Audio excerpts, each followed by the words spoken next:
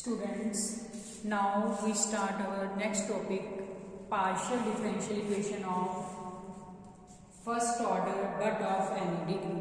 तो अब हमारा नेक्स्ट टॉपिक क्या है? फर्स्ट ऑर्डर है पर डिग्री क्या है? कोई भी हो सकती है. That is we are talking about non linear in p and Q.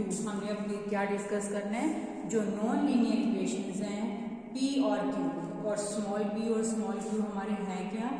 करली z by curly x is equal to small p and curly z by curly y is equal to क्या है हमारा स्मॉल q. तो अब हमने discuss करना है non linear equations in p and q. तो इसमें हमारे पास सबसे पहले हमारी टाइप 1 क्या है? Equation having only p and q. हमारी इक्वेशन किस टाइप की है? जिसमें हमारे पास सिर्फ p एंड q ही है. मतलब equation is of the form f of pq is equal to 0. This is number 1. We are talking about equation is of the type f of pq is equal to 0. Then हम इसको solve कैसे करना है? क्या है हमारे steps? सबसे पहले हमारा क्या है? Complete solution. Step 1 is to find complete solution. और वो कैसे आता है? z is equal to ax plus by plus c. इसको नंबर 2 दे दिया. इससे हमारे पास कंप्लीट सॉल्यूशन आएगा. और कंप्लीट सॉल्यूशन कैसे आएगा? When we substitute small p is equal to a and small q is equal to b. जो हम कह रहे हैं अभी हमारी इक्वेशन p और q में है, उसमें हमने अब कंप्लीट सॉल्यूशन लेके आना है, जिसमें हम p is equal to a कर देंगे और q इज इक्वल टू क्या कर देंगे हम? b. Now our function become f of p q था हमारे पास. अब फंक्शन क्या बन गया? f of a b is equal to 0. So f of a b equal to 0 को हमने नंबर 3 दिया. और अब जो नेक्स्ट स्टेप है वो क्या है? we have to find value of b. b की वैल्यू फाइंड करनी है in form of a. So solving 3 we can find b in terms of a. हम b की value in terms of a find करेंगे. Late हम क्या कह रहे हैं कि हमारी वैल्यू क्या आ गई? b is equal to g of a, मतलब some function of a. So for complete solution we have to solve for b in terms of a. Now हमारा complete solution कहाँ से आना है? इस टर्म से. So complete solution is given by z is equal to ax plus what is b? b जो हमने अभी फाइंड किया in form of a, g of a y plus c. So this is number 4, जिससे हमारे पास क्या आ गया? हमारा complete solution. So simply we have f of p q equal to 0. Then we substituting p is equal to a, q is equal to b, जिससे हमारे पास क्या आ गया? b की वैल्यू आई है in terms of a and complete solution is given by this equation number 4.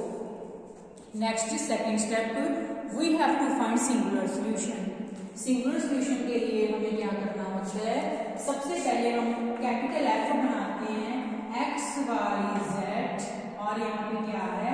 a और c. तो हम क्या करते हैं? सारी टर्म्स को एक साइड ले जाते हैं. तो वो क्या बन गया? z minus a x minus g of a y minus c is equal to 0. So for singular solution we have capital F of function x y z functions और a और c जो हमारे कॉन्स्टेंट्स हैं.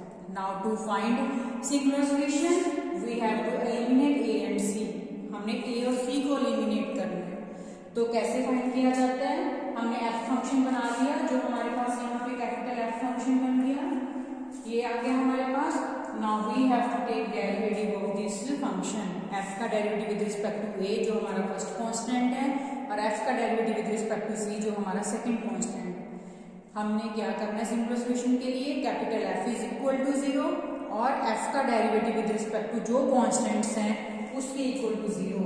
Then these three terms give us singular solution. We eliminate a and c. We eliminate a and c, so we get singular solution. Next is step 3, general solution. For this now we take c is equal to h. जो हमारे पास c constant है उसको हम क्या ले लेंगे? h of a. Now our f(x) function become x y z a है, पर जहाँ पे c है उसको हम क्या लिख लेंगे? h. हमारा वहाँ पे c की जगह पे क्या आ जाएगा? h आ जाएगा. नाउ हमें क्या करना है? जो हमारा f फंक्शन बना है, तो यहाँ पे हमें z की जगह पे हमने क्या कर देना है?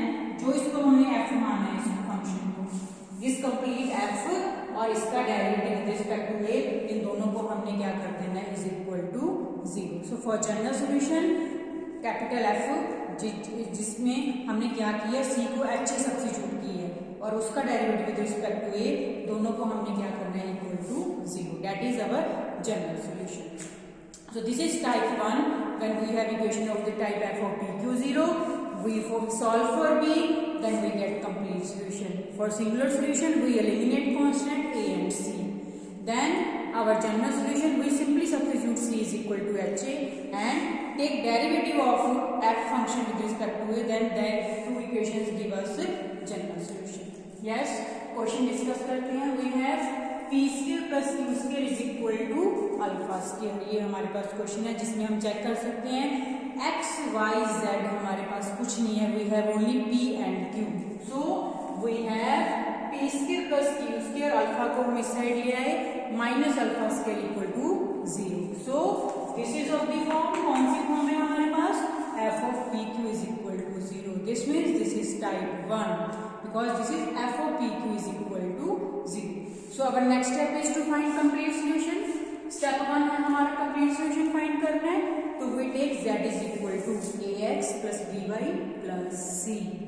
Now we have to solve for b. हमने यहाँ पे डिस्कस किया था, हम यहाँ से p is equal to a और q is equal to b substitute करते हैं और क्या फाइंड करते हैं, वैल्यू ऑफ b. तो हम वही करते हैं. सो जो हमारा फंक्शन है, ये हमारा फंक्शन है P square minus alpha square. This is our F of P Q. तो हम पी की जगह पे हम जो हमारा है ए सब्स्टिट्यूट कर देंगे और क्यू की जगह पे पी सब्स्टिट्यूट कर देंगे. Then our function become a square plus b square minus alpha square is equal to 0. We have to solve for b. तो हमारे बी की वैल्यू क्या आ गई, plus minus under root alpha square minus a square. So this is the value of g b, because we have to क्या करना है, हमने find complete solution. So we have to solve for b. Now complete solution is given bye it's complete solution is, और हम क्या कर रहे हैं इसमें, बी की पॉजिटिव वैल्यू सेलेक्ट कर रहे हैं. Let b is equal to जो हमारा under root a square alpha square minus a square. So complete solution क्या था हमारा, z equal to a x plus b y plus c. पर हमने b की वैल्यू फाइंड कर ली, तो क्या कर दिया, a x plus value of b y plus c. So this is the जो हमारा क्या है, कंप्लीट सोल्यूशन. स्टेप्स 2 इज सिंगुलर सोल्यूशन. अब हमने सिंगुलर सोल्यूशन फाइंड करना है. सिंगुलर सोल्यूशन के लिए पहले हम कैपिटल एफ बनाते हैं यहाँ से, तो सारी टर्म्स दूसरी साइड ले जाएंगे. तो ये बन जाएगा z minus a x minus alpha square minus a square by minus c. Singular solution में हमने क्या करना था, हमने derivative with respect to constant लेना है. चलो हम derivative with respect to c ले रहे हैं, तो वो कितना आ जाएगा, -1 derivative of f with respect to c. So हम पहले यहाँ पे एफ एक बार लिख लेते हैं. भी हमारा एफ यहाँ पे क्या होगा, f of x Y Z A c. तो वो क्या हो जाएगा, सारी टर्म्स हम इस साइड ले जाते हैं, तो ये बन गया हमारा alpha square minus a square by c. So this is our f. तो अब हम एफ का derivative with respect to c find करेंगे, वो आ जाएगा -1. That is not 0. हमने तो इसको 0 कर दिया सिंगुलर सोल्यूशन के लिए. So this means no singular solution. हमारे पास कोई सिंगुलर सोल्यूशन एग्जिस्ट नहीं करता. Next step is to find general solution. Step 3 is general solution. We substitute c is equal to h. Now our function is f of x y z a c. But हमने c को क्या substitute करना है, h. हमने यहाँ पे c की क्या कर दिया, h. z minus a x minus alpha square minus y square sorry a square y minus c. और c कितना है बेटे, h. Now we have to differentiate this with respect to a. a के with respect to derivative ले लेते हैं. तो यहाँ से आ जाएगा -x, यहाँ से आ जाएगा -1/2 under root a square minus alpha square minus a square the -1/2 और माइनस ए स्क्वायर का -2. और यहाँ से y एज इट इज आ गया और h a का डेरिवेटिव आ गया h dash. So for general solution हमने c को h से सब्स्टिट्यूट किया, जो फंक्शन आया उसका derivative with respect to a लिया. So f is equal to 0 and curly f by curly is equal to जो आया हमारा this is equal to 0. This gives us general solution. So this क्या है, कंप्लीटली हमने solve कर दिया question को. हमने सबसे पहले complete solution, singular singular solution and then general solution find किया. So this is the type 1. One more question. We have p is equal to e raised to power q. P is equal to e raised to power q. Again we can check. We have only p and q. This means this is the type 1. F of pq is equal to 0. तो type 1 क्या कहती है? p is equal to a, q is equal to b. This means we have क्या बन जाएगा? F of a b equal to 0. Next step is to solve for p. तो हम check करते हैं. So we have p minus e dq is equal to 0 is of the form f of pq is equal to 0. हमारी f of pq 0 बन गई. तो सबसे पहले हमारा स्टेप 1 क्या है? Complete solution. वो कहाँ से आएगा? z equal to ax plus by plus c. Now हम करते क्या है? p को a कर देते हैं, क्या को b सब्स्टिट्यूट कर देते हैं. सो हमारे पास क्या बन गया? a minus e raised to power b equal to 0. अगला स्टेप क्या है? b की वैल्यू फाइंड करनी है. तो मैंने क्या किया? e raised to power b is equal to a, और यू कैन से जब taking log both side we have b is equal to log a. तो हमारा कंप्लीट सॉल्यूशन के लिए क्या पर्पस है? Value of b in term of a. Now बेटी lastly complete solution is given by. So हमारा complete solution कितना आएगा? z equal to ax plus by plus c. What is b? जो हमारी b की वैल्यू वो हम यहाँ पे सब्स्टिट्यूट कर देंगे. So for complete solution we required b. तो b की वैल्यू हम यहाँ से फाइंड करके जो है हमारे फंक्शन की वो यहाँ पे लिख देंगे. सो this is the complete solution. Next is singular solution. Step 2. Singular solution के लिए पहले हम यहाँ से कैपिटल F फंक्शन बनाते हैं. साइड टर्म्स को एक साइड ले जाते हैं. तो वो हमारा क्या बन जाता है? एक्स वाई जेड में. और कौन कौन से कांस्टेंट है? सी एंड ए और सी. आगे F X Y Z A C बन गया.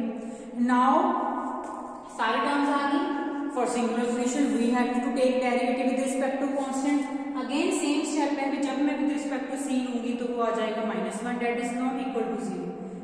That is not possible. So this means again we have no singular solution. Singular solution exist ही नहीं करता. हम -1 को 0 नहीं ले सकते.